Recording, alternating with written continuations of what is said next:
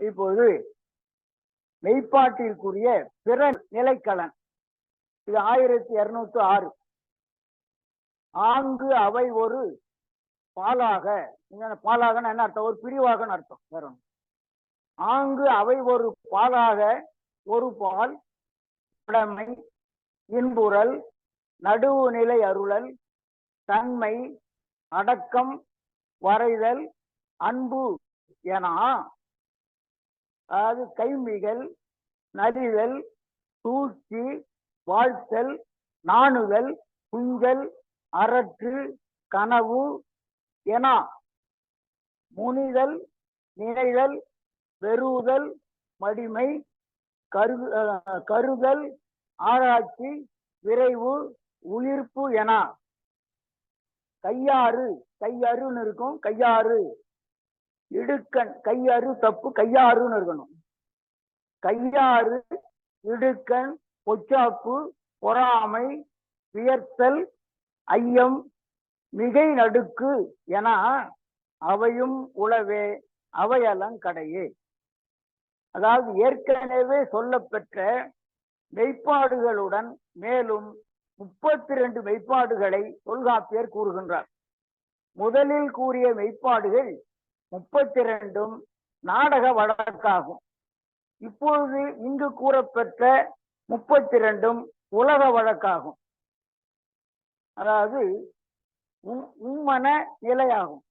அதாவது இருக்கின்ற உண்மையான இருக்கின்ற உள்ள மல நிலையாகும், உள்ளத்தினுடைய மனநிலையாகும். மேலே முன்னமேயே ஒரு கூறாக 32 மெய்ப்பாடுகள் கூறப்பெற்றன. அடுத்து இன்னும் ஒரு கூறாக 32 மெய்ப்பாடுகள் இருக்கின்றன.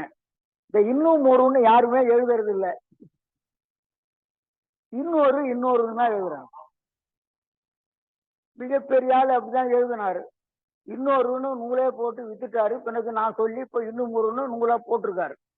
அவர் தான் எனக்கு ரொம்ப ஒரு நன்மை செய்தாரு. அதாவது இதை பாருங்க,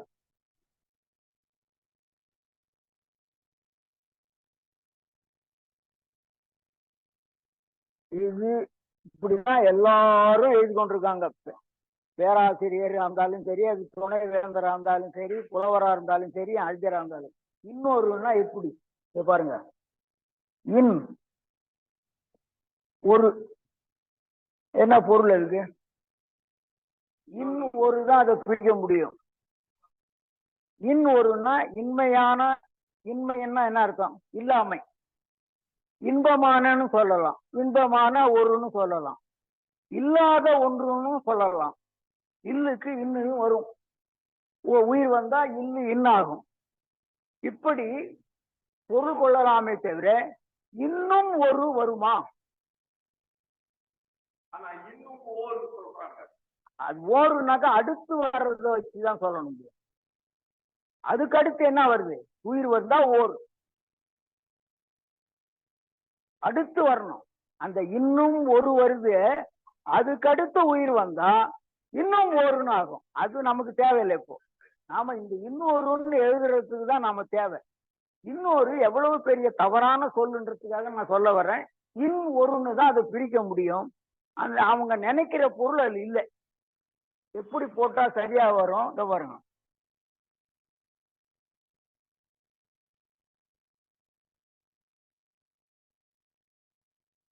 இதுதான் வரும். இப்படி பாருங்க, இன்னும் ஒரு அப்படின்னா இப்ப பாருங்க, இன்னும் அப்படி போட்டாதான் ஏற்கனவே ஒன்று இருந்தது, அடுத்து இன்னொன்று வருகிறதுன்னு ஆகும். இதுல ஆகுமா? இதுல வருமா? எப்படி எழுதுறாங்க? இதே மாதிரி இன்னொரு சொல்லு இருக்கு, அக்கிரிணையும் உயர்திணையும் தெரியாம எழுதுறதுனால நீங்க அது கேட்டுங்க, நீங்களும் எழுதுறீங்க, சொல்ல வர்றேன். பாருங்க,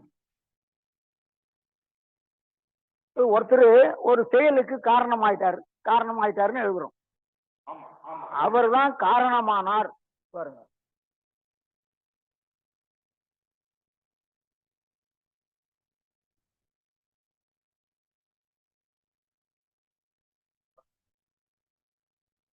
இது சரியா தவறா சொல்லுங்க போலாம். அதான் ஒரு ஒரு செயலுக்கு அவர்தான் காரணமானார்னு எழுதுறோம். சரியா? எல்லாரும் எழுதுறாங்க. தவறு. காரணம் அக்ரிணையா உயர்திணையா?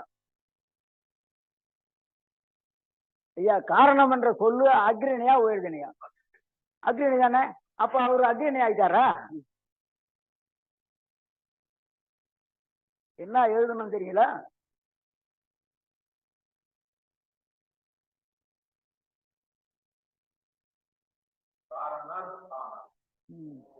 இப்போதான் உயர்திணை.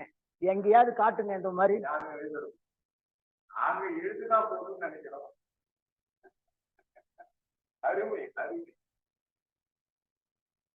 எல்லாரும் காரணரானார்னா எழுதுற, காரணமானார்னு எழுதுறாங்களே தவிர காரணரானார்னு எழுதுறதே கிடையாது. அவர் அக்ரிணை ஆயிடுறாரு. காரணமானார்னா அவரு அக்ரிணை ஆயிடுறாரு. உயர்திணை அக்ரிணை ஆயிடுறாரு. எவ்வளவு பெரிய தவறு தெரியுங்களா?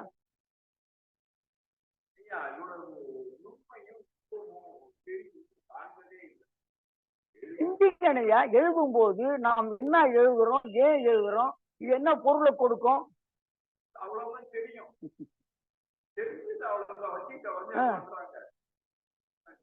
அதே மாதிரி அந்த ஏற்கனவே அதை நான் எழுதி காட்டிட்டேன் பாருங்க. ஏற்கனவே எல்லாம் இதுதான் எழுதுறாங்க.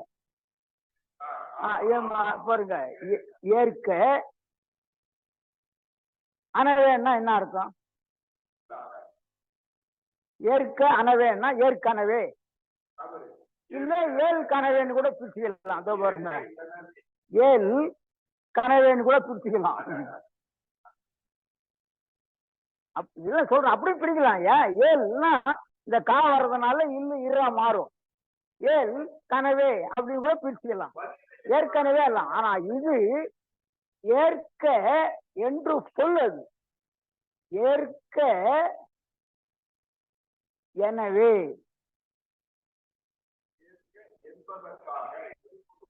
ஏற்க எனவே அப்படின்னா ஏற்கனவேன்னு வருமே தவிர ஏற்கனவேன்னு வரவே வராது. வரும். ஏன்னு கேளுங்க. அதாவது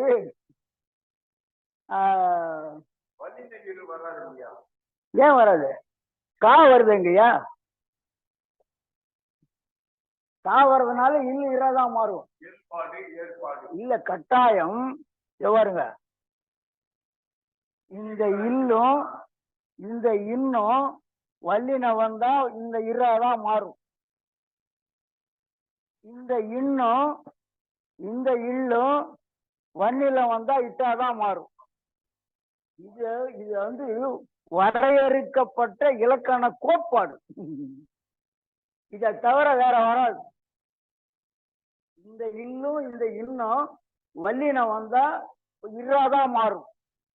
இந்த இன்னும் இந்த இல்லும் வன்னில வந்தா இட்டதான் மாறும். வேற வழியா மாறவே மாறாது.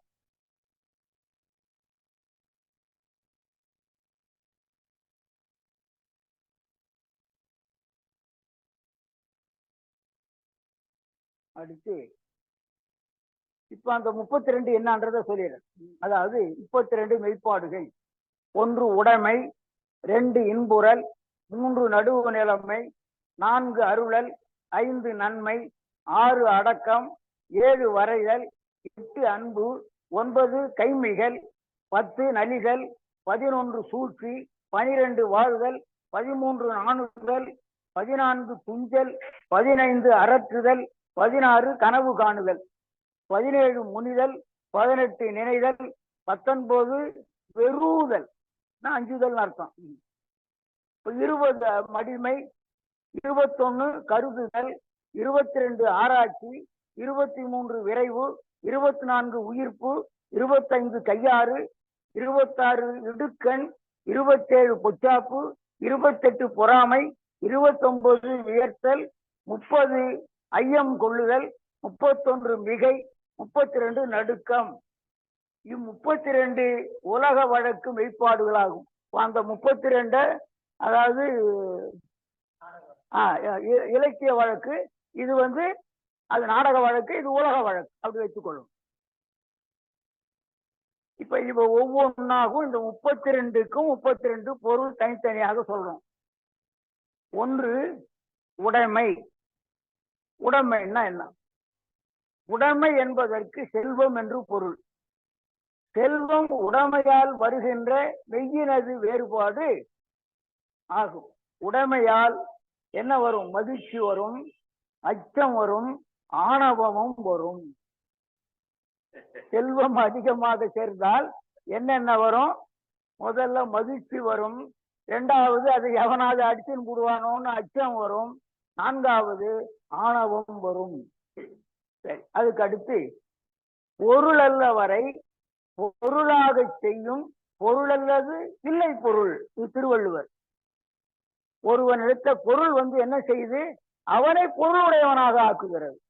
இந்த பொருள்ன்றது என்ன அர்த்தம்? தகுதி. இப்ப பொருளுக்கு என்னென்னமோ பொருள் சொல்றோமே, தகுதின்றாரு. அந்த செல்வம் அவனுக்கு ஒரு தகுதியை, உயர் தகுதியை தருகிறது. அவன் நினைச்சுக்கிறான் இதனால நமக்கு பெரிய செல்வம், மரியாதை. உலகம் அப்படித்தானே இருக்கு. திருவள்ளுவர் காலத்திலே இருந்திருக்கு. இல்லாரை எல்லாரும் எள்ளுவர் என்றார். எவ்வளவு கேவலம்! இல்லாரை எல்லாரும் எள்ளுவர், செய்வர் செல்வரை சிறப்புன்றார். எவ்வளவு கடுமை பாருங்க. அவர் காலத்திலே இது நடந்திருக்கு. ஆமா, எக்காலத்திலும். சரி, 2 இன்புறல்.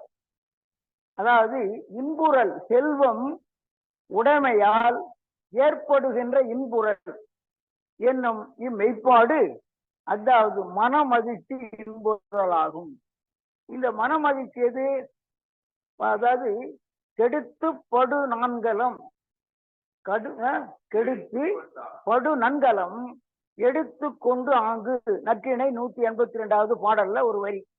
இதுக்கு என்னன்னா, தவற விட்ட நல்ல அணியை கீழ கண்டெடுத்தால் போன்றும் இனம் போல ஒரு மகிழ்ச்சி. அந்த மகிழ்ச்சிக்கு ஒரு எடுத்துக்காட்டு என்னன்னா, ஒரு தவற விட்ட ஒரு பொருளை மீண்டும் அடைந்தால் என்ன மகிழ்ச்சியோ அதுதான் மகிழ்ச்சின்றார். இழந்து பெற்றவை அதுதான் இன்புறல்.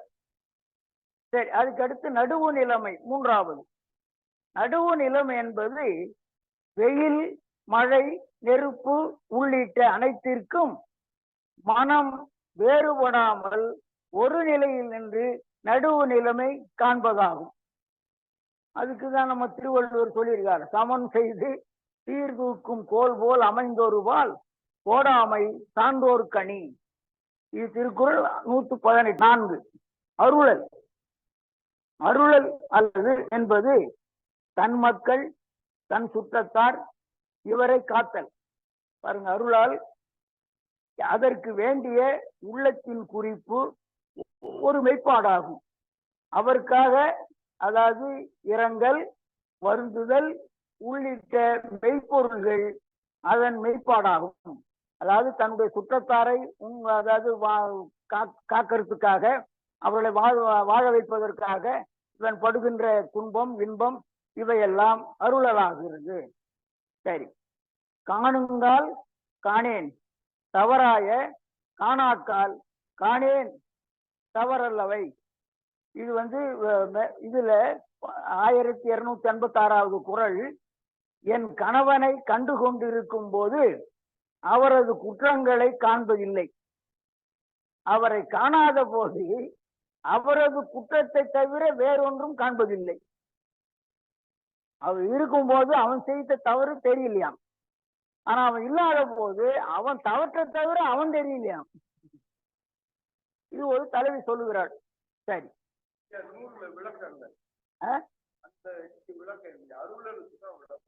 அதுதான் அருளல் தான். அடுத்து இப்ப தன்மைக்கு வரும். 5வது தன்மை. தன்மை என்பது அவரவர் தன்மைக்கு ஏற்ற தன்மை. அதாவது இப்ப பாருங்க, உங்க தன்மை வேற இருக்கும், என் தன்மைன்னா குணம்னு ஒரு பொருள். உங்க குணம் வேற இருக்கும், என் குணம் வேற இருக்கும். அந்த குணத்துக்கு ஏற்றபடி செய்தல். பாருங்க, தன்மை என்பது அவரவர் தன்மைக்கு ஏற்ற தன்மை. செல்வத்திற்கு, கல்விக்கு, பதவிக்கு ஏற்றவாறு பேசுதல், நடத்தல். அவர் பெரிய அறிஞரா இருந்தா அதுக்கு தகுந்த மாதிரி பேசுறது, அவர் பெரிய பணக்காரரா இருந்தா அவருக்கு தகுந்த மாதிரி பேசுறது, இவன் பெரிய கோபக்காரனா இருந்தா அவனுக்கு தகுந்த மாதிரி பேசுறது, இவன் பெரிய கொடை வள்ளலா இருந்தா அவனுக்கு தகுந்த மாதிரி பேசுறது. நடத்தலும் உண்டு, அதானே மெய்ப்பாடு. இது ரொம்ப பேர் செய்யறாங்க அந்த மாதிரி. முதல்ல அவர் நான் கயமையில அருமையா பண்றாரு. மூவா கயமைன்ற ஒரு ஒரு புதினம், அதுல ஒரு செய்தி, ஒரு மேலாளர் ஒரு அலுவலகத்துக்கு, அரசு அலுவலகத்துக்கு மேலாளரா வர்றாரு. அவருக்கு உதவியாளரா ஒருத்தர் வர்றாரு. அவர் என்ன செய்வாரு, இவர் முதல்ல கிட்ட போய் நெருக்கமா இவர் வைணவரா சைவரா என்ன பற்றுடையவர்னு போய் பாத்துக்கிறாரு. உடனே என்ன பண்றாரு, 2 நாளைக்கு வராமலே போயிடுறாரு. யாரு, அந்த உதவியாளர். திடீர்னு ஒரு நாள் வராரு. என்ன பண்றாரு, அதாவது இப்ப அந்த திருப்பதி லட்டு அதெல்லாம் கொண்டு கொடுக்குறாரு. என்னையா, அவர் வைணவர் தெரிஞ்சுக்கிறாரு. திருப்பதி போயிட்டு வந்தையா, வந்து லட்டு வாங்கி வந்தேன்னா மகிழ்ச்சியா வாங்கிக்கிறாரு. சரி சரி, இவரு போனாரா, இன்னொரு அதிகாரி வந்தாரு, அதே உதவியாளர். அவரை போய் பார்த்தாரு. அவரு சைவரையும் தெரிஞ்சுக்கிறாரு. உடனே இவரு, நான் திருச்செந்தூர் போயிட்டு வந்தையா, இல்லையா திருநீரு குங்குமம் இது பஞ்சாமிர்தம் கொடுக்குறான். ரொம்ப அருமையா பண்ணிருக்காரு. அந்த கைமையில ஒரு அருமையான காட்சி.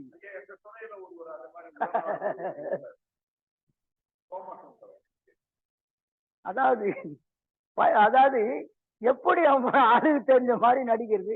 2 நாள் காணாம போயிருது. எங்க போயிருந்தாக்கா திருச்செந்தூர் கோயிலுக்கு போயிருன்னு சொல்லிடுறது, வீட்டுல இருந்து. சரி, அதுக்கடுத்து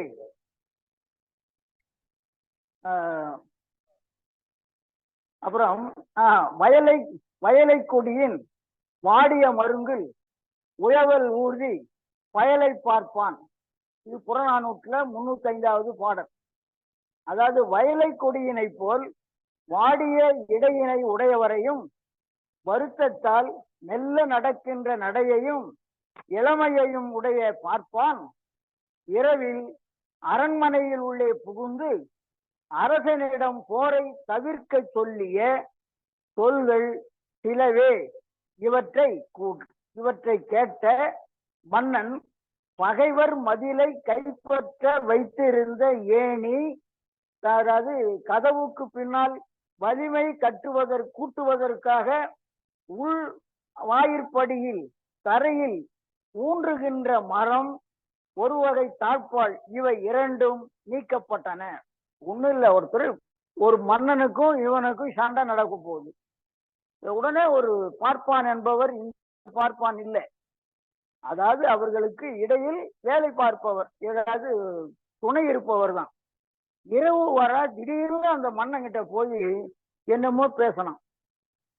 இவன் அந்த எதிரிகள் வந்தா அவங்கள தகர்க்கிறதுக்காக வைத்திருந்த ஏணி, அது அந்த மதில் மேல ஏறி தகர்க்க வந்து அந்த ஏணியை எடுத்துட்டாரு. அது மட்டும் இல்ல, அவங்களுக்கு வலிமை கூட்டுவது, அந்த கதவு, அவனுடைய கோட்டையினுடைய கதவுனுடைய பின்புறம் இப்படி குறுக்க போடுவாங்க தெரியுங்களா, ஒரு சட்டம். அந்த கதவை அவங்க வந்து இடிக்காம இருக்கிறதுக்கு. அப்படின்னா என்ன அர்த்தம், அவன் வரமாட்டான் செய்தி சொல்லிட்டார். அந்த தன்மைக்கு ஏற்ற மாதிரி, அவர் சொன்னதுக்கு ஏற்ற மாதிரி அவன் அரசனுடைய குணத்தை பார்த்தான். சொன்னா இவன் கேட்டுக்குவான்னு போனான், கேட்டுக்கிட்டான். இது புறநானூற்றுல 305வது பாட்டுல இந்த செய்தி இருக்கிறது. அடக்கம் என்பது சான்றோர் முன் அடங்கி இருத்தலாகும். கைகட்டி வாய் பூச்சி அடக்க ஒடுக்கமாக நடந்து கொள்ளுகின்ற மெய்ப்பாடாகும். இதற்கு திருக்குறளில் ஒரு சான்று, ஒருமையுள் ஆமை போல் 5 அடக்கலாற்றின் எழுமையும் ஏமாப்புடைத்து என்று கொள்ளலாம். இது திருக்குறள் 126வது குறள். 7 வரைதல். வரைதல் என்பது திட்டமிட்டு வாழ்தல். நீக்க வேண்டிய செயலை நீக்கி கொள்ள வேண்டிய செயலை கொண்டு நல்லவற்றை செய்வதற்கு மகிழ்ந்தும் தீயவற்றை செய்வதற்கு அஞ்சியும் நடந்து கொள்ளுகின்ற மெய்ப்பாடுதான் வரைதல் என்னும் மெய்ப்பாடாகும். இதற்கு திரிகடுகத்தில், அதாவது பெண் விழைந்து பின் செலினும் தன் செலவிற்குன்றாமை, கண் விழைந்து கையுறினும் காதல் பொருட்கின்மை என்று கூறுகிறது. அடுத்து 8வது அன்பு. அன்பு என்பது மனத்தில் எழுகின்ற மனித நேயமாகும். பிறரது துன்பம் கண்டு வருந்தி கண்ணீர் வடித்தல், அவருக்கு தேவையான உதவியை செய்தல், அதனால் மகிழ்தல், இவையே அன்பு என்னும் மெய்ப்பாடாகும். இதற்கு திருக்குறளில் ஒரு சான்று, புறத்துறுப்பு எல்லாம் எவன் செய்யும் யாக்கை அகத்துறுப்பு அன்பிலவர்க்கு என்கின்றார் திருவள்ளுவர். 9வது கைமிகள் என்பது. கைமிகள் என்பது ஒழுக்கக்கேடாகும். தவறான ஒழுக்கம் கொண்டு வாழ்தல், பிறர் கண்டு நாணும்படியான மெய்ப்பாடு, இதுக்கு கைமிகள் என்று பொருள்.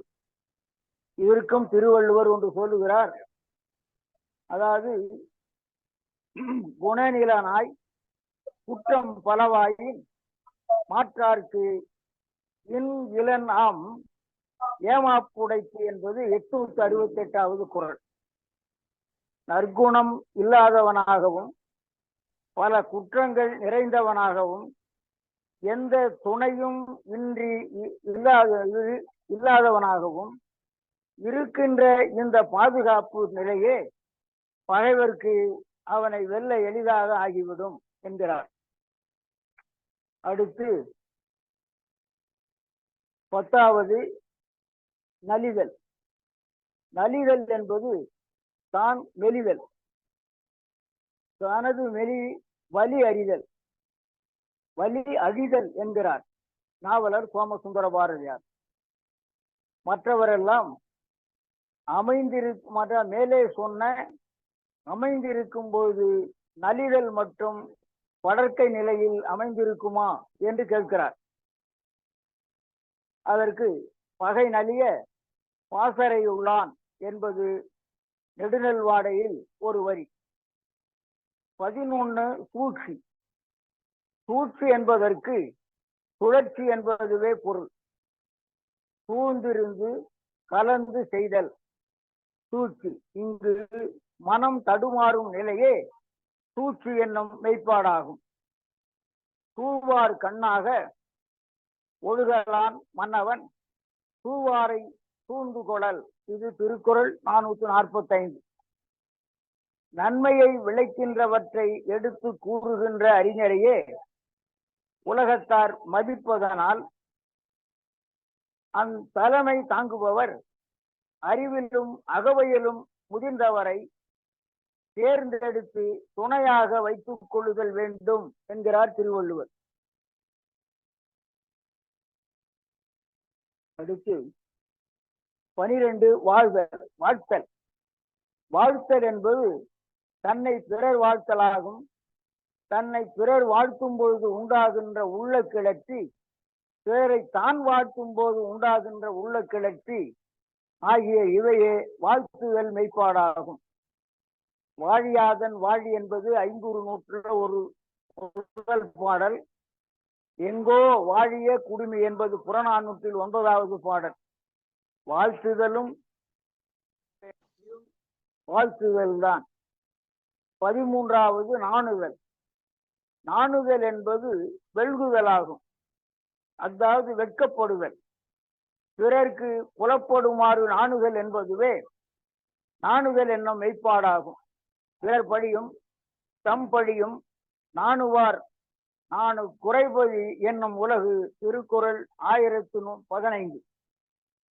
பிறர்க்கு ஏற்படுகின்ற பழியினையும் தனக்கு ஏற்படுகின்ற ஒன்றாகவே கருதுகின்றவர் அதற்கு நாணுபவரை சான்றோர் நாணத்தின் உறைவிடம் என்று கூறுவர். அடுத்து 14வது அஞ்சல். துஞ்சல். துஞ்சல் என்பது உறங்குதல். தான் உறங்குதல், இதுவே துஞ்சல் என்னும் மெய்ப்பாடாகும். அதாவது உறங்குவது போலும் சாக்காடு, உறங்கி விழிப்பது போலும் பிறப்பு என்று திருவள்ளுவர் கூறுகிறார்.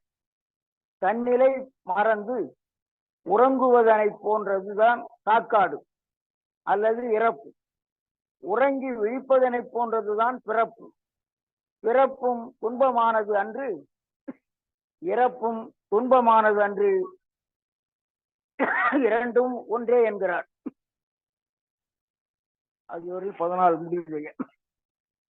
15 அரற்றுதல். அரற்றுதல் என்பது இதனை புலம்பல் என்று கூறலாம். வாய்விட்டு ஓ என்று கதறி அழாமல் மனத்தினது துயரினை எடுத்து கூறுகின்ற நிலையினில் ஏற்படுகின்ற மெய்ப்பாடே அரற்றுதல் மெய்ப்பாடாகும். அதாவது பாயல் கொண்டு என்று கலித்தொகை 23வது பாடல் சொல்லுகிறது. என் தோளில் படுக்கை கொண்டு உறங்குகின்ற தலைவர். என்ன அருமையான போறோம். தோல்ல படுக்கை போட்டு உறங்குகின்ற தலைவர் காணணும். தோல்ல பாயல் என்றால் பாய். பாய் போட்டு என் தோளில் உறங்குகின்ற தலைவரை காணவில்லை என்று அரற்றுகிறாள். அவ்வளவுதான். 16 கனவு. கனவு என்பது வாய் வெறுவுதல். இது கனவுல புலம்புறாங்க தெரியுங்களா? உண்மையில சிலரு பகல்ல என்ன செய்தாங்கல்லாம் ராத்திரில சொல்லிடுவாங்க. இதுதான் கனவு காண்பதை போல பகல்ல என்ன நடந்ததோ அதெல்லாம் சொல்லி விடுவது. கனவு காண்பதை போல. கனவு என்பது வாய் வெறுவுதல். வாய் வெறுவுதல் வாய் விட்டு பேசுறது. என்ன சொல்லக்கூடாதுன்னு நினைச்சாங்களோ அது சொல்லிடுவாங்க. அதாவது தன்னை மறந்து உறங்கும் பொழுது அதாவது பினாத்துதல் என்பதுதான். அவன் வாய் பினாத்துறான் அப்படின்னு சொல்றாங்க கிராமத்துல பாருங்க. இப்ப பினாத்துதல் என்பதுதான் வாய் வெறுவுதல். கனவு கண்டு உறக்கத்தில் வெளிப்படையாக உளறி கொட்டி விடுதல். நனவினார் கண்டதும் ஆங்கே கனவும் தான் கண்ட பொழுதே இனிது. திருக்குறள் 12:15 1215. கனவில் என் காதலர் தந்த இன்பம் விழிப்பால் மறைந்து விட்டதனை போன்று முன்பு அவர் தந்த. 17 முனிதல். அதாவது முனிதல்னா வெறுத்தல் என்று பொருள்.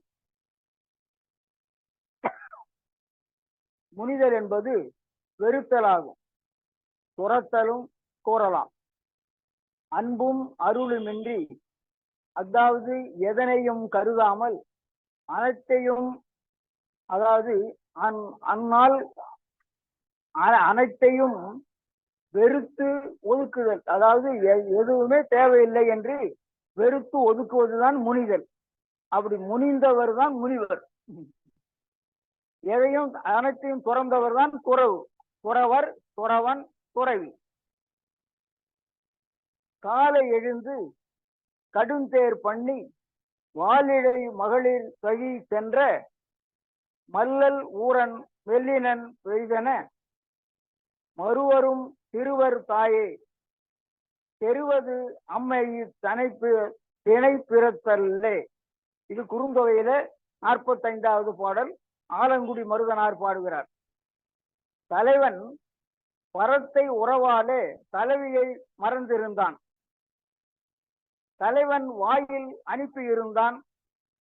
தலைவனை விரும்புவதனை அறிந்த தோழி வாயில் மறுத்து வந்தவரிடம் கூறுகின்றாள். காலையில் எழுந்து தேரினில் ஏறி சென்று பரத்தையரை நுகர்ந்த தலைவன் அவனுடைய தலைவி மனம் துன்புறுவாள். பரத்தை ஒழுக்கம் உடையவனாக இருப்பினும் அவனுக்கு வாயில் நேர்தல் கடமை என கருதுகிறாள். இதனை போன்ற உயர்குடியில் பிறத்தல் துன்பமானதுதான் என்கிறாள் தோழி. இதை வெறுத்து பேசுகிறாள் தோழி. காரணம், தலைவனுடைய தவற்றை அவன் திருந்துவதற்காக சொல்லுகின்ற அந்த வாயில் மறுப்பு. வாயில்னா தூது. தூது வந்தவனிடம் வெறுத்து பேசுகிறாள் தோழி. 18 நினைதல். நினைதல் என்பது ஒன்றனை விரும்பி அதனையே நினைத்துக் கொண்டிருத்தலாகும். அதனை நினைவு கூறுதல் இதுவும் பிறர்க்கு மெய்ப்படுத்தலே ஆகும். அதனால் இது நினைதல் மெய்ப்பாடாயிற்று. இதற்கும் திருக்குறள், நினைப்பவர் போன்று நினையார்கொள் தும்மல் திணைப்பது போன்று மிகு அதாவது கெடும் என்கிறார்.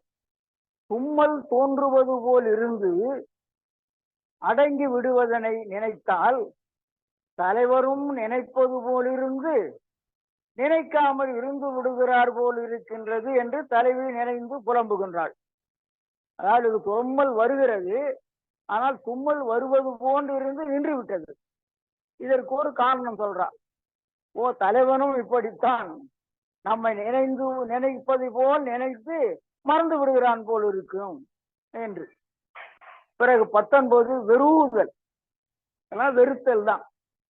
வெறுதல் என்பது அச்சப்படுதல். வெறுதல் அச்சப்படுதல். தோன்றிய உடனே மறையக்கூடிய அச்ச மெய்ப்பாடு. இதைத்தான் தோன்றுதல் உடனே மறைந்து விடுவது அச்ச மெய்ப்பாடு. அஞ்ச வேண்டியதற்கு அஞ்சுவதும் அஞ்ச வேண்டாததற்கு அஞ்சுவதும் உடனே தோன்றி மறையக்கூடியதே வெறுதல் என்னும் மெய்ப்பாடாகும். ஒரு நீ என் கூந்தல் கொள்ளல் யா நின்னை வெறுவும் காணும் கடை என்பது கலித்தொகை.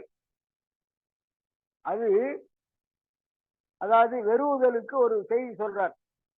எம் கூந்தலை தொடாதீர். அதாவது உம்மை காணும் போது துணுக்குறுகின்றோம். அதாவது உம்மை பார்க்கும் போது அச்சமாக இருக்கின்றது. எம் கூந்தலை தொடாதீர் என்று தோழிதான் சொல்றா.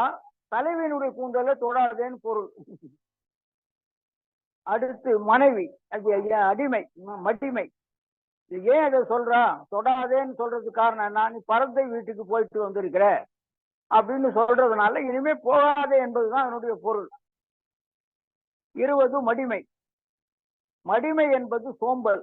அதாவது ஆற்றாமையினது அயர்வு. ஒரு செயலை செய்ய முடியாமல் சோம்புதல். அதனால் மடிமை என்னும் சோம்பலும் ஒரு மெய்ப்பாடே. மடிமை குடிமை கண் தங்கின் தன் ஒன்னார்க்கு அடிமை புகுத்திவிடும். திருக்குறள் 608. சோம்பலானது நல்ல குடும்பத்தில் பிறந்தவனிடத்தில் தங்கிவிடுமானால் அந்த சோம்பலே தன் பகைவருக்கு தன்னை அடிமையாக்கிவிடும் என்று திருவள்ளுவர் சொல்லுகிறார். 21 கருவுதல். கருதுதல் அங்க கருதல்னு இருக்கு. கருதுதல்னு எழுதலாம், கருதல்னு எழுதலாம். இது அல்விகுதி தல்விகுதி. அதாவது மறந்ததனை மீண்டும் நினைத்து பார்த்தல், குறிப்பினை கூறி நினைவுறுத்துதல் என்பதனால் இது கருதுதல் என்பதும் ஒரு மெய்ப்பாடே. குறிக்கொண்டு நோக்காமை அல்லால் ஒரு கண் திறக்கணித்தால் போல நகும். அதாவது வெறுத்தது போல வெறுக்கிறா, ஆனா ஒரு கண்ணால பார்த்து சிரிக்கிறான்றார். அது வெறுப்பு இல்லை, அதான் உடன்பாடுதான். பிறகு 22 ஆராய்ச்சி. ஆராய்ச்சி என்பது ஒரு பொருளை எடுத்துக்கொண்டு இது நன்று இது தீது என்று ஆராய்தலாகும். இதுவே ஆராய்ச்சி என்னும் மெய்ப்பாடாகும். ஆயும் அறிவினரல் அல்லாருக்கு அணங்கென்ப மாய மகளிர் முயக்கு. திருக்குறள் 918. 23 விரைவு. விரைவு என்பது வேகம். ஆர்வ மிகுதியினால் எழுகின்ற வேகம். ஒன்றன் மீது மனம் விரைந்து செல்லுதல் விரைவு என்னும் மெய்ப்பாடாகும். கன்றமர் கரவை மான முன் சம எதிர்ந்ததன் தோழிக்கு, அதாவது தோழருக்கு வருமே என்பது புறநானூறு 275வது பாடல். கண்ணியினையும் கசங்கிய ஆடையினையும் அணிந்தவன் இவன் அரசனை தன் வசப்படுத்தும் இம்மறவனுக்கு, அதாவது கண்ணி என்பதும் பகைவர் குழுமியுள்ள போர்க்களம் புகுந்து பகைவரை பஞ்சாக பறக்கடித்தான்.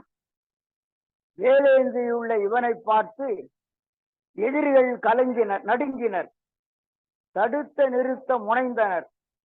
அவன் தடை கடந்து பிணைப்பூண்டவனாக செல்வதனை போன்று முன்னேறி கொண்டிருந்தான். இவன் கால்களில் வீரர்களின் குடல்கள் தடுத்தன.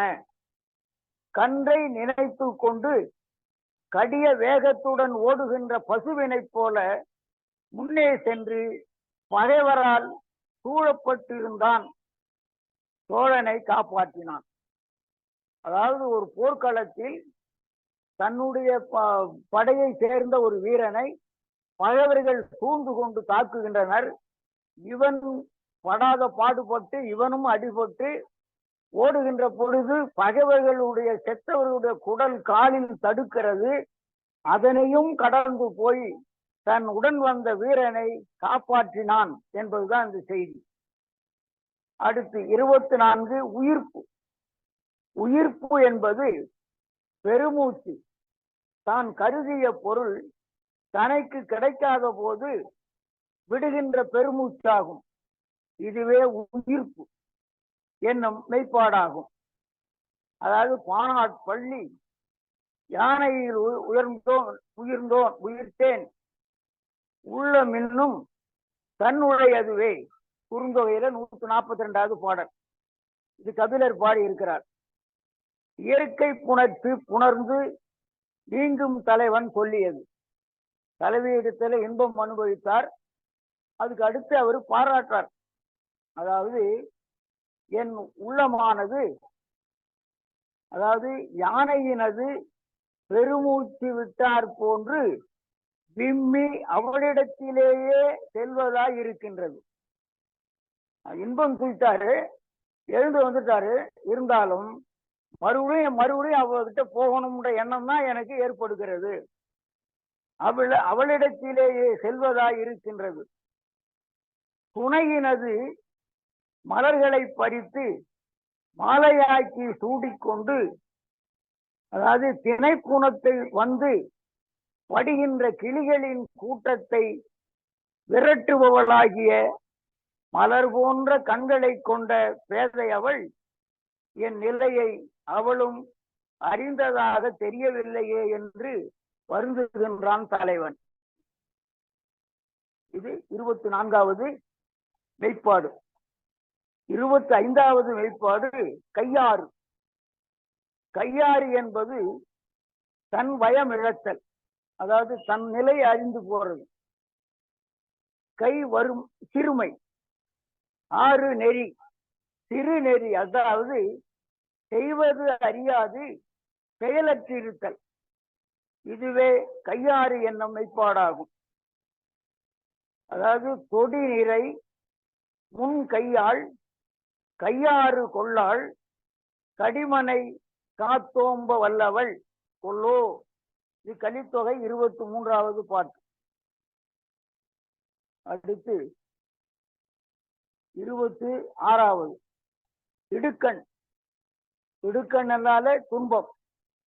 இடுக்கண் என்பது துன்பம், அதாவது காதலால் ஏற்படுகின்ற துன்பம், மற்ற துன்பம் இல்லை, வெளிப்பட்டு தோன்றும் துன்பமாகும். அதனால் இந்த இடுக்கண் என்பதும் ஒரு மெய்ப்பாடே. அதற்கும் திருக்குறள் இருக்கிறது. அடிக்கு வரினும் அழிவிலான் உற்ற இடுக்கண் இடுக்கண் படும். இது ஏற்கனவே நாம் பார்த்தோம். ஒருத்தன் வல்லவனாக இருக்கிற இடத்துல ஒரு துன்பம் போச்சுன்னா அது துன்பப்படும் அப்படின்னு சொல்றார். அடுக்கடுக்காக பல துன்பங்கள் வாட்டினாலும் தனது உறுதியிலிருந்து சிறிதும் பின்வாங்காதவனை அடைந்த துன்பங்கள் தான் துன்பம் அடைந்து ஓடிவிடும். 27 பொச்சாப்பு. பொச்சாப்பு என்பது மறதி. ஒன்றனை மறந்து போனதனால் ஏற்படுகின்ற பதற்றமே பொச்சாப்பு. இந்த பதற்றம் என்பதுதான் சரி, பதட்டம் தவறு. எல்லாரும் பதட்டம் என்று எழுதி கொண்டிருக்கிறார்கள். பதற்றம் சரியானது. அதுக்கப்புறம் பொச்சாப். பொச்சாப்பு என்பது மறதி. ஒன்றனை மறந்து போனதனால் ஏற்படுகின்ற பதற்றமே பொச்சாப்பு என்னும் மெய்ப்பாடாகும். பொருள் தீர்ந்த பொச்சாந்தும் சொல்லார் மருள் தீர்ந்த மாசரு காட்சியவர். திருக்குறள் 199. 28.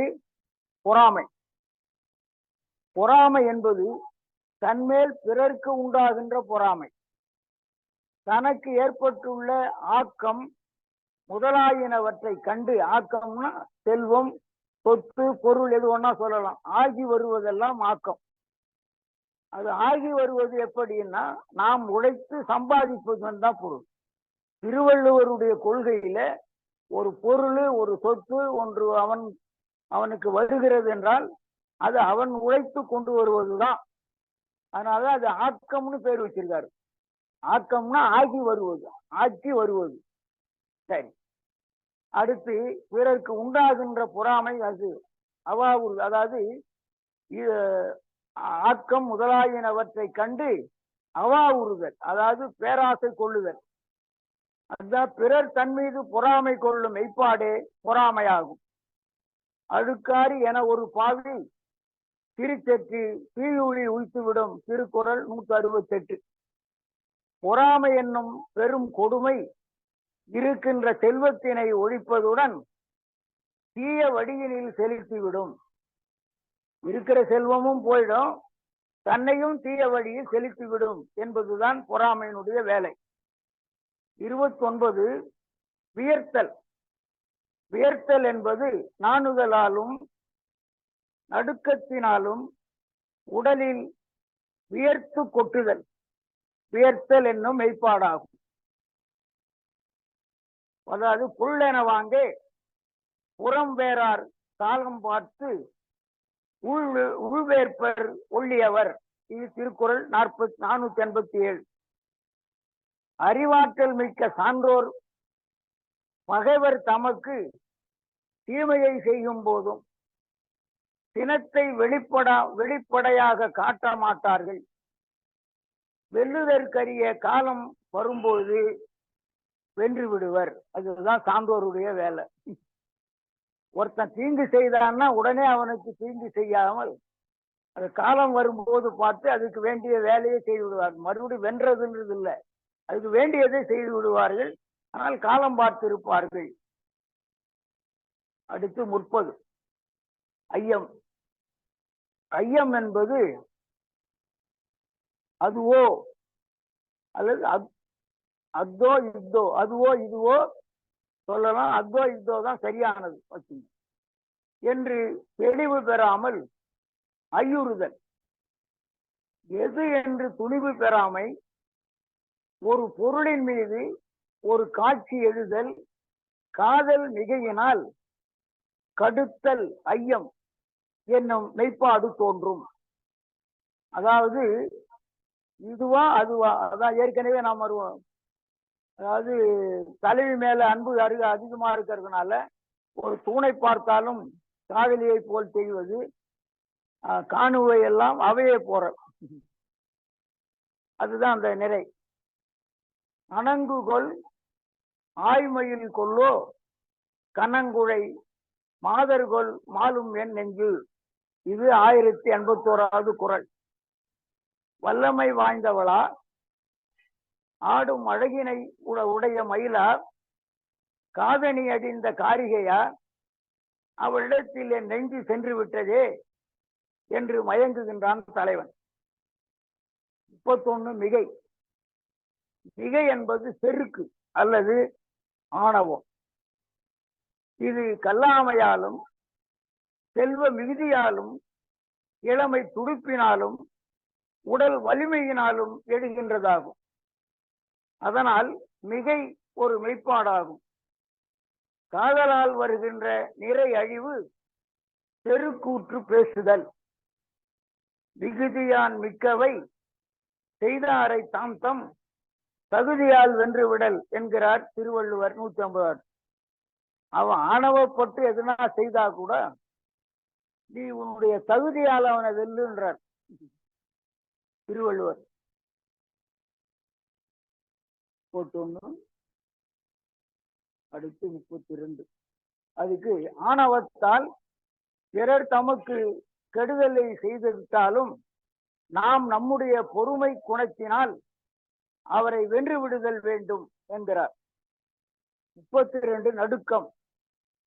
நடுக்கம் என்பது வெயில் அல்லது உடம்பில் தோன்றி வெளிப்படுவது.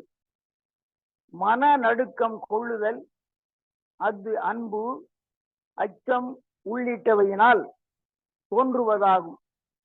இவ்வாறு ஆகிவிடுமோ அவ்வாறு ஆகிவிடுமோ என்று மன நடுக்கம் கொள்ளுவதே. அது செய்ய போறோம், அது இப்படி ஆயிடுச்சுன்னா என்ன ஆகுறது, அது செய்ய போறோம் இப்படி ஆயிடுச்சுன்னா என்ன பண்றது அப்படின்னு ஏதோ ஒரு படத்துல கூட ஏதோ ஒரு விளக்கு ஏற்றி அங்க வைக்கும் போதெல்லாம் எரிஞ்சு போச்சுன்னா என்ன பண்றதுன்னு நினைக்கிறாங்க. ஒரு காட்சி காட்டுறான். கொடுங்குழாய் துறக்குனர் அல்லர் நடுங்குதல் காண்மார் நகை குறித்தனரே. கலித்தொகை 12வது பாடல். வளைவான குழையினை அணிந்த தலைவியே, தலைவர்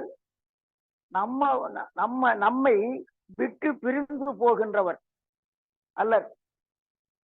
நாம் நடுங்குவதனை கண்டு துவைப்பதற்காகவே அவர் நம்மை விட்டு பிரிந்து போவதாக கூறினார். தோழி என்ன சொல்றாரு, அவர் போக மாட்டாரு, போறோம்னு சொன்னா இவங்க எப்படி நடுங்குறாங்கன்னு பாக்குறதுக்காக சொல்றாருன்னு சொல்றார் தோழி. நம்மை விட்டு பிரிந்து போவது போல கூறினார் என்று தோழி தலைவிக்கு கூறுகின்றாள். இது 32வது நடுக்கம். இதுதான் 32 உறுப்புகள் அந்த நூற்பாவுக்கு. அதாவது 1206வது நூற்பா 32 மெய்ப்பாடுகளை சொல்லுகிறது. அந்த 32 மெய்ப்பாடு இதனோடு நிறைவு பெறுகிறது. அதுக்கடுத்து அகன் ஐந்திணைக்குரிய மெய்ப்பாடுகள். அதாவது அகத்திலே 5 இணை என்பதுதான் அந்த குறிஞ்சி முல்லை மருதம் நெய்தல் பாலை என்கின்ற 5 திணைகளுக்குரிய அன்பு. 1207வது நூற்பா புகுமுகம் புரிதல் பொறிநுதல் வியர்த்தல் தகுநயம் மறைத்தல் சிதைவு பிறர்க்கு. அங்க சிதைவு ஏதோ தவறா இருக்குன்னு நினைக்கிறேன். சிதைவு பிறர்க்கு இன்மையோடு தகுமுறை 4 ஒன்றென மொழிவ. இதுவரை அகத்திணைக்கும் புறத்திணைக்கும் பொதுவான செய்திகளை கூறி வந்த தொல்காப்பியர் இந்த நூற்பாவின் வழியாக அகத்திற்கே உரியதான செய்திகளை கூறுகின்றார். ஏற்கனவே சாதலரிடம் உணர்வு நிலை, அதாவது அவத்தை 10 என்றார். அப்பத்தனுள் காட்சி என்பது ஒன்று. அக்காட்சி புகுமுகம் புரிதல் பொறிநுதல் வியர்த்தல் நகுநயம் மறைத்தல் சிதைவு பிறர்க்கு இன்மை என்னும் 4 பிரிவுகள் என்று சான்றோர் கூறுவர் என்கின்றார் தொல்காப்பியர். புகுமுகம் புரிதல் என்பது தலைவனை கண்டதும் தான் மனம் ஒன்றுபட்டதனை முக மலர்ச்சியினால் வெளிப்படுத்துவதாகும். தலைவனை பார்த்த உடனே அந்த முக மலர்ச்சியிலேயே தன்னுடைய உடன்பாட்டை தெரிவித்து விடுகிறாள். முக மலர்ச்சியிலேயே, முகத்திலே தெரிஞ்சுக்கலாம். புகுமுகம் உள்ள குறிப்பை நோக்கி உற்றதை உணர வல்லாரை அடைந்தால் அவரிடம் அதனையும் பெறாமல் அவரது முகத்தினை நோக்கி நின்றாலே போதும். மனம் இசைந்ததனை முகத்தினாலேயே காட்டிவிடுதல் ஆகும். தான் உடன்பட்டு விட்டேன் என்பதை முக மலர்ச்சியாலேயே காட்டி விடுகிறாள். இது ஒரு மெய்ப்பாடு. இதுதான் புகுமுகம் புரிதல். காட்டு முகநோக்கி நிற்க அமையும் அகநோக்கி உற்றது உணர்வாற்பெறின் திருக்குறள் 708. மற்றவருடைய மனத்தில் உள்ளவற்றை குறிப்பால் உணர்ந்து கொள்பவர் முகத்தினை பார்த்து கொண்டிருந்தாலே நம்முடைய தேவை அனைத்தையும் நிறைவேறிவிடும் போல் இருக்கிறது என்கிறார். அதாவது எதனையும் நாம் கேட்க வேண்டியதில்லை, நம் முகத்தை பார்த்தே அவர்கள் நிறைவேற்றி விடுவார்கள் என்பதாகும்.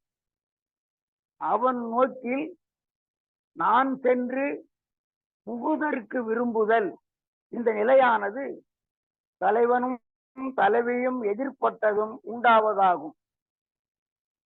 புரிதல் என்பது விரும்புதல் என்று பொருள். இங்க புரிதல்னா புரிந்து கொள்ளுவது, அது விரும்புதல் என்ற பொருள் இருக்கு. யான் நோக்குங்காலை நில நோக்கும் நோக்காக்கால் தான் நோக்கி மெல்ல நகும் என்ற திருக்குறள் 1094. நான் அவளை பார்க்கும் பொழுது அவள் நிலத்தினை பார்த்து கொண்டிருப்பாள். நான் அவளை பார்க்காத போது அவள் என்னை பார்த்து புன்னகை செய்வாள். இதிலிருந்தே அவள் உடன்பாடு தெரிகிறது. அடுத்து 2, பொறிநுதல் வியர்த்தல்.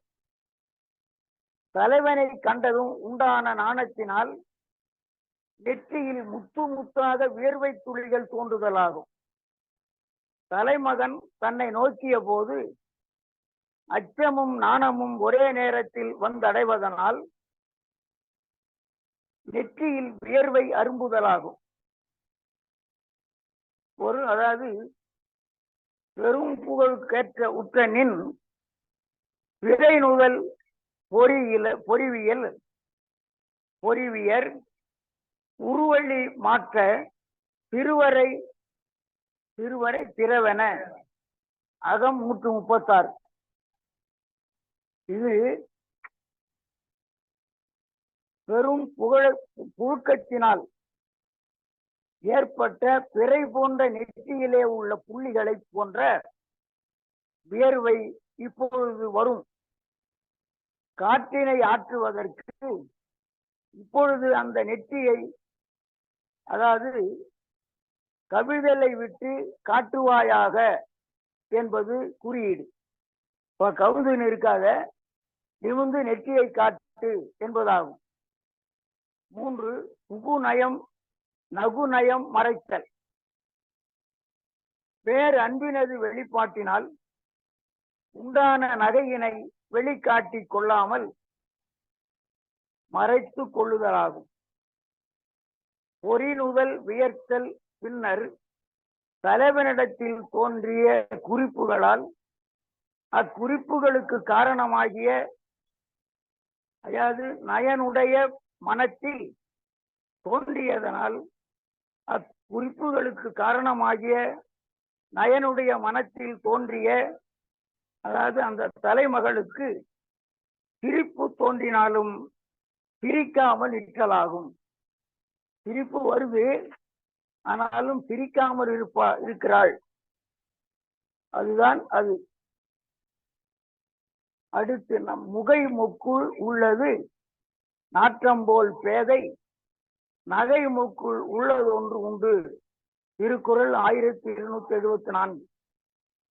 அரும்பு தோன்றும் போது அடங்கி இருக்கும் மனம் போல் காதலியினது புன்முறுவலின் தோற்றத்தினுள் அடங்கி இருக்கின்றது குறிப்பு ஒன்று.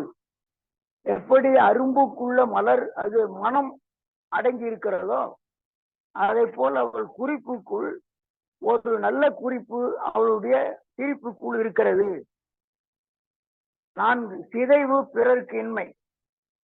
தனது உறுதிப்பாடு சிதைந்து விட்டதனை பிறர் அறிந்து கொள்ளாதபடி மறைத்தல் என்பவை முதல் நிலையாகும். தலைவி ரொம்ப கட்டுப்பாடா இருக்கணும். அதாவது தான் அந்த காம வெறியினால் தன்னுடைய கட்டுப்பாட்டை இழந்து கூடாது அப்படின்னு இருக்கணும். இருந்தாலும் அது எப்படியாவது வெளிப்பட்டு விடுகிறது. தான் மறைத்தால் கூட அது தெரிகிறது. தனது உறுதிப்பாடு சிதைந்து விட்டதனை பிறர் அறிந்து கொள்ளாதபடி மறைத்தல் என்பவை முதல் நிலையாகும். இந்த நூற்பாவின் பொருளை தொல்காப்பியர் தம் பாலியல் நுகர்ச்சியினை முழுதும் உணர்ந்து கொண்ட திருவள்ளுவர் காமப்பாலில் மிக சிறப்பாக பாடி அமைத்துள்ளார். இயற்கை புணர்ச்சிக்கு முன்னர் தலைவியிடம் நிகழ்கின்ற மெய்ப்பாடுகளாகிய முகம் மலர்தல், விருப்பம், புலப்படுதல், இசைவு தோன்றுதல், நெற்றி வியர்த்தல், நகை மறைத்தல், மனம் சிதைதல், பிறர் அறியாது மறைத்தல், இவை அனைத்தையும் படம் பிடித்து காட்டியுள்ளார் தொல்காப்பியர். எல்லா பதிப்பிலும் புகுமுகம் என்று இருக்கின்றது. சாவே சுப்பிரமணியார் மட்டும் புதுமுகம் என்று காட்டியிருக்கிறார். புதிய நாட்டத்தை விரும்புதல் என்று பொருளும் கூறியுள்ளார்.